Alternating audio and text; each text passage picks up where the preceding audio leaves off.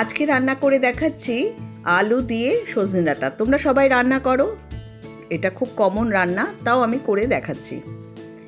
এখানে আমি ডাঁটাগুলোকে প্রথমে পরিষ্কার করে গায়ের আঁশগুলো ছাড়িয়ে নিচ্ছি। প্রত্যেকটা ডাঁটায় ভালো করে আঁশগুলো ছাড়িয়ে নিতে হবে। আমি এখানে ছুরি দিয়ে করেছি আমার সুবিধা অনুযায়ী। তোমরা যদি মনে করো বটিতেও কাটতে পারো, তবে বটিতে একটু সুবিধে হয় কাটতে।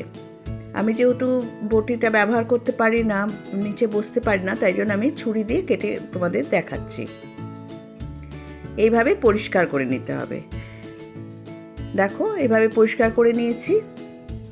এবার আমি এর যেরকমভাবে ডাঁটা কেটেছি ঠিক সেইভাবে আলুগুলোকেও কেটে নেব। নইলে সবজি যদি ছোট বড় কাটা হয়, কোনোটা সেদ্ধ হবে কোনোটা কাঁচা থেকে যাবে, সেই জন্য একই রকমভাবে কাটতে হয় আর দেখতেও ভালো লাগে। আলুটাও কেটে নিলাম, ওগুলো ধুয়ে রেখে দিয়েছি। এবার কড়াই বসিয়ে দিয়েছি, কড়াইতে তেল দিয়ে দিলাম। তেলটা গরম হওয়ার পর এর মধ্যে দিয়ে দিলাম কালো জিরে। কালো জিরেটা ফোড়নটা একটু ভাজা হলে পরে এর মধ্যে আলুটা দিয়ে দিচ্ছি। আলুটাকে একটু ভেজে নিচ্ছি। আলুটা যতক্ষণ ভাজছি একটু মানে আলুর একটা কাঁচা গন্ধ থাকে, সেটা বেরিয়ে যাওয়া পর্যন্ত ভাজলাম। দিয়ে তারপর দিয়ে দিলাম সজনে ডাঁটা, তার মধ্যে দিয়ে দিলাম নুন।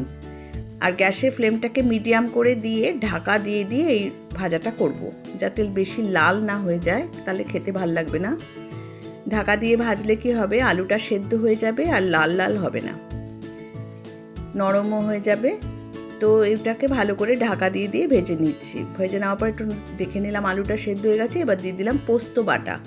এখানে আমি 2 চামচ পোস্ত আর 2টো কাঁচা লঙ্কা দিয়ে মিক্সিতে বেটে নিয়েছিলাম, সেই পোস্তটা দিয়ে দিলাম।